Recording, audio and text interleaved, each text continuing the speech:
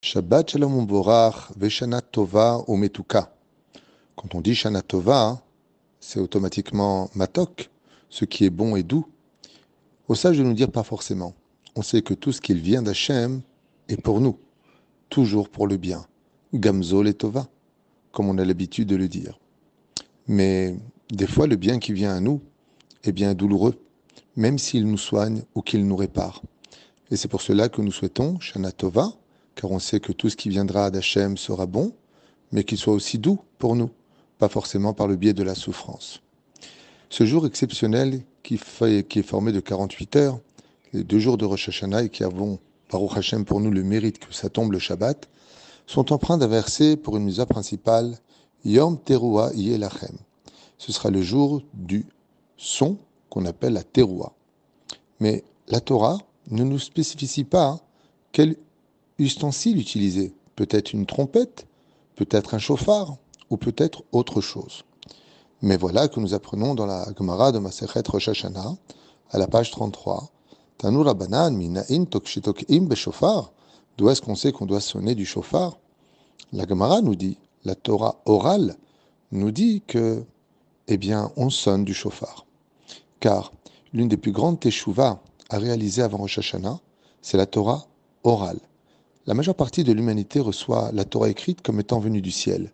Mais la Torah orale, elle est considérée comme étant venue des Chachamim, des Rabbanim, et donc on n'a pas spécialement envie de les écouter.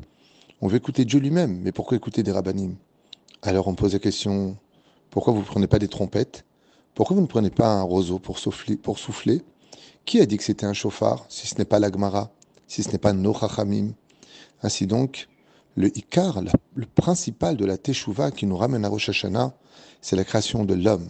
C'est le jour de Aleph Betishri. Bereshit sont les lettres de Aleph Tishri, ce qui veut dire que le monde a été créé pour l'homme et que c'est à l'homme de perpétuer et de continuer la volonté d'Hachem et de prendre le rôle d'être l'émetteur de la volonté divine. Et ainsi donc, le jour où on entend le chauffard, on se rappelle que c'est vrai que la Torah nous a été donnée. C'est pour cela d'ailleurs que l'on sonne du chauffard à côté du Sefer Torah, pour rappeler que le jour du don de la Torah, Dieu a fait sonner le chauffard. Mais de l'autre côté, d'où est-ce qu'on sait qu'à Rosh Hashanah, nous, on doit sonner du chauffard? Eh bien, tout simplement parce que le Talmud, écrit par nos rabbanim, nous le dit. Et on fait une grande teshuva à travers cela. Ve'alken, quand on approfondit un peu plus, on verra que les lettres du mot teruah sont les lettres du mot Torah Ain. Qu'est-ce que cela veut dire? Eh bien, étant donné que la Torah orale est composée de 70 facettes, ainsi donc, teruah veut dire que c'est une allusion à la Torah chez Baal Pé, la Torah qui vient de la bouche de nos enseignants. Et c'est pour cela que le Rav ou le Cantor, le Chazan, soufflera dans la corne, Bezrat Hashem du bélier, pour faire entendre le son de la Torah orale. Et par le biais de la prière, composée par la Knesset Agdola, par Ezra Sofer, par nos Chachamim, nos Tanaïm, nous aurons la force, malgré les décrets qui tombent sur terre par rapport à la justice divine, qui est Hashem Hu Elohim, Dieu est miséricorde, mais il est aussi justice, eh bien, nous aurons la force, par le biais de la prière, de transformer les mots par la force des lettres. Je m'explique. Quand Akadosh Baruch Hu envoie un décret, comment est-ce que le décret arrive sur terre? Par l'alphabet. Ce sont des lettres qui se composent. Par exemple, si Chaz Shalom, nous aurions été frappés de Nega, c'est-à-dire de plaie, eh bien, les lettres du mot Nega, Nun, Gimel, Aïn, par le biais de la prière, on va les transformer en Oneg. Si Chaz Shalom, Pesha, qui veut dire crime, aurait dû descendre sur terre, P, Shin, Aïn, nous allons transformer les lettres par la prière et dire Shin, P, Aïn, ce qui veut dire abondance. Si Chaz Shalom, ce sont des malheurs, Tzara, ça dit Resh, He, qui doit venir dans ce monde, par la force de nos Chachamim, par la prière, eh bien, nous aurons les lettres Resh, Tzadi, He, Retse, ça veut dire volonté. On transformera toutes les lettres. Et si Chaz Shalom, étant donné que le livre de la vie et de la mort sont ouverts devant nous, comme l'explique Bezrat Hashem, Rabbi Mikotzik, eh bien, le mot mort en hébreu se dit mavet. Eh bien, qu'est-ce que nous allons faire, nous? Nous allons prendre la lettre Aïn du mot teruah, Torah Aïn, donc on prend le Aïn et on le placera au milieu des lettres du mot mort. Et non seulement le mot change de signification, mais le mot ma'ot en hébreu veut dire argent. Et pour avoir de l'argent, il faut vivre. Ainsi donc, Nos Chachamim ont la force de transformer les décrets du monde d'en haut, Tzadik Gozer V'Hashem Ekayem. Par le biais de la prière qu'ils nous ont, eux, composés, nous avons la force de changer les décrets pour nous montrer la force de nos tzadikim dans le monde d'en bas. D'où l'importance d'être attaché au tzadik Emet, de toutes ces personnes qui sont en train de s'attacher à le rabbanim, toutes ces personnes qui sont par exemple à Ouman aujourd'hui. Pourquoi être si proche du Rabbi Lubavitch, du Rav Ovadia Yosef, du Rav Eliashiv, du Rav Mordechai Eliyahu, tous ces gdolés d'Israël, tous ces grands de la Torah? Qu'est-ce qu'ils avaient de particulier? Eh bien, ils étaient tout simplement capables de donner une autre signification et de transformer les mauvais décrets en bons décrets. D'où l'importance de respecter les Talmidei Chachamim, comme le dit le Teilim, Ine en Adonai el Yereav le'atzil mevet nafsham. Le verset nous dit, voici Aïn. Aïn, Hachem el Yereav, le Aïn vient vers les amis d'Hachem, le'atzil mevet nafsham, pour les sauver de la mort.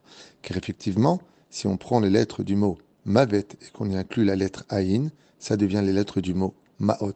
Non seulement on est capable de demander à Dieu d'annuler le décret de la mort parce qu'on a fait tchouva, parce que maintenant on a du respect pour nos rabbanim, pour la Torah orale, pour la halacha, qui est le plus important. La Gemara dans Masechet Brachot Bedafret Amud Aleph nous dit, Beshem Ravula, depuis que le temple a été détruit, seuls les 4 points cardinaux de la halacha sont importants pour lui. Mais la halacha, c'est le comportement de chaque juif, prescrit par nos rabbanim. Ainsi donc, toutes les lois de Rosh Hashanah sont reliées à la force de la Torah orale, et c'est le souffle de la bouche qui viendra nous faire pardonner, Bezrat Hashem, et changer les mauvais décrets en bons décrets. C'est le son du shofar, qui vient de la bouche de l'homme et qui est un langage qui monte jusqu'à Dieu, pour faire comprendre qu'il y a une association entre la volonté divine et les rabbanim qui transmettent la Torah d'Hachem, la Torah orale. Comme je le disais, beaucoup acceptent la Torah écrite, mais la Torah orale, on la dénigre sous prétexte que ce sont nos rabbanim. Au sage de nous dire, si tu dénègres les rabbanim, alors pourquoi tu sonnes du shofar? Car c'est marqué nulle part dans la Torah. Shabbat Shalom, Bezrat Hashem, que vous profitiez grandement de ces 2 jours pour beaucoup d'études de Torah, de paix, de shalva. Et n'oublions pas qu'au niveau de la pensée, de la parole et de l'action, ces 48 heures auront une influence sur toute l'année. D'où les signes du Seder de Rosh Hashanah, pour lequel nous dirons et nous mangerons Yehi Ratzomi Lefanecha. Et ainsi sera cette année. N'oublions pas que ce symbole, ou ces symboles, ont une signification pour nous par rapport à l'intensité et la foi qu'on y mettra. Si pour nous c'est des bêtises, alors ça n'aura pas d'influence. Mais si pour nous c'est vraiment important et qu'on est conscient que nous tenons dans les mains l'arc qui va projeter la flèche au plus loin pour toute cette bonne année, alors donnons le maximum d'énergie positive à ces 2 jours, Be'ezrat Hashem, remplis de spiritualité, de crainte et de joie. Shana Tova en tout cas, ve Shabbat Shalom.